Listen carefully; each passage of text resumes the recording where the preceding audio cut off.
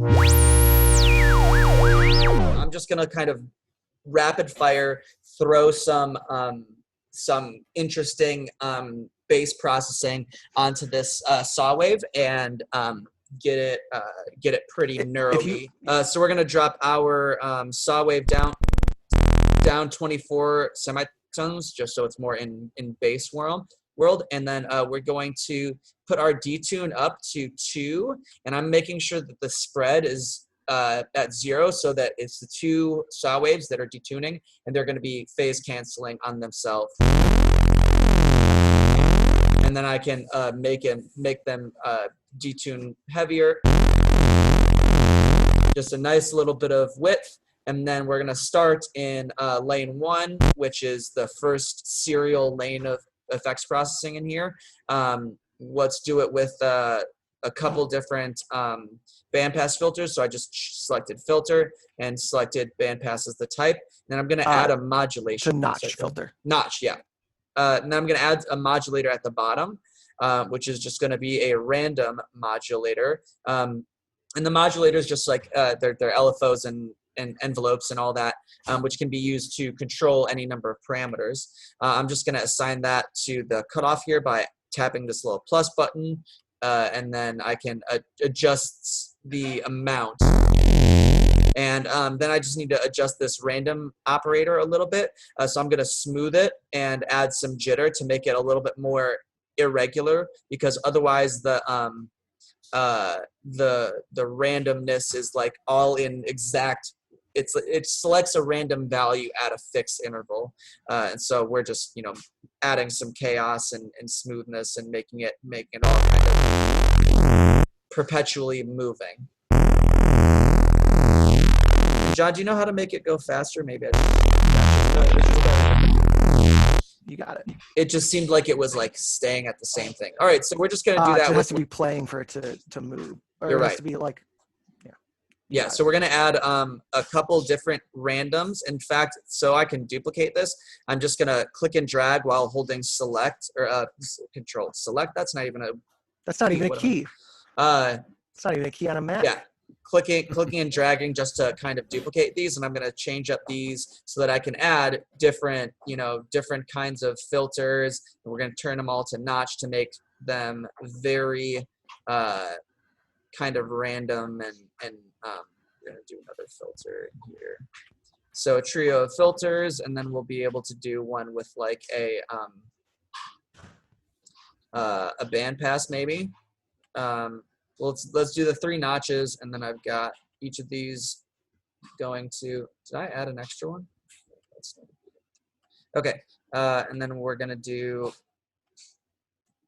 that, and then we've got some.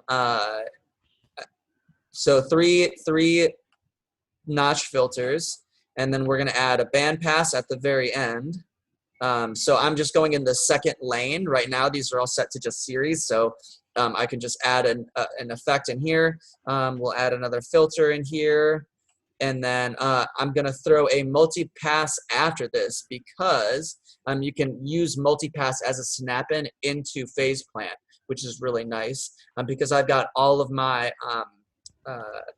Just to explain the terminology a little bit, snap-ins are to Kilohearts hosts like phase plant and multipass and snap heap, as VST plugins are to your DAW. Like it's an effect that you can pull into all the different hosts and use them like across whatever. Like so I can use plugins inside of plugins inside of your plugin, basically. Within a dream. Inception, plugin inception. Yeah. So I'm gonna use a multipass preset that I called Thick with 2 C's, which is based on their adaptation of OTT. So like they have their OTT as a preset that's called NOTT, like no TT. I think that's in the dynamic section of bass plant.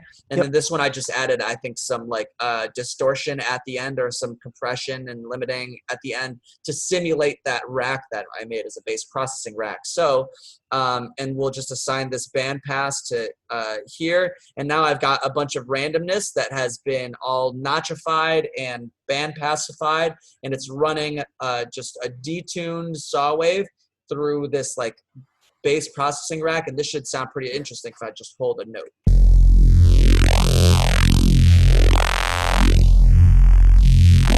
And so like that's how much we have done without actually like changing anything, without listening to the sound and without changing the character of the sound. So now what do we want to do to further make this very interesting?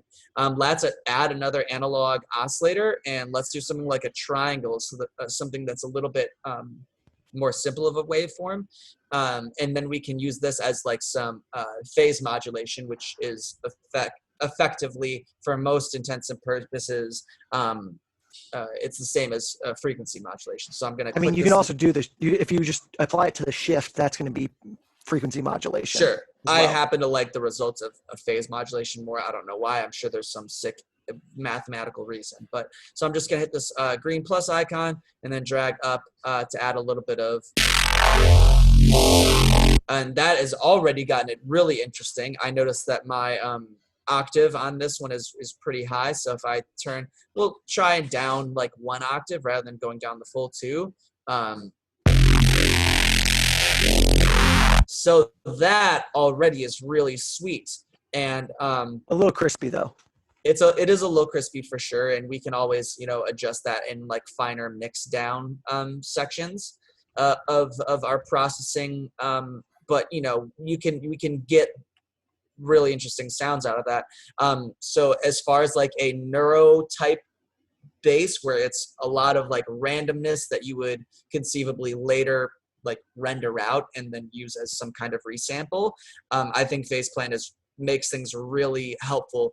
And then if I wanted to, I could further add all kinds of additional like multi-pass processing, which they've got like I can go into distorted and pick one of these and add that like before my bass processing preset to make sure that we're still getting that same level of thickness. But let's just do this transistor driver and see how that sounds.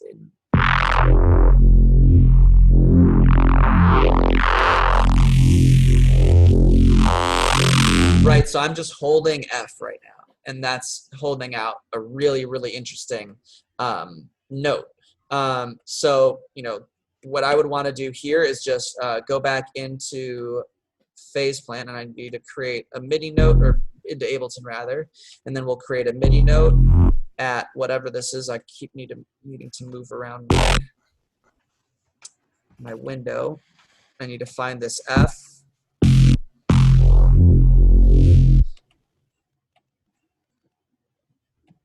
And let's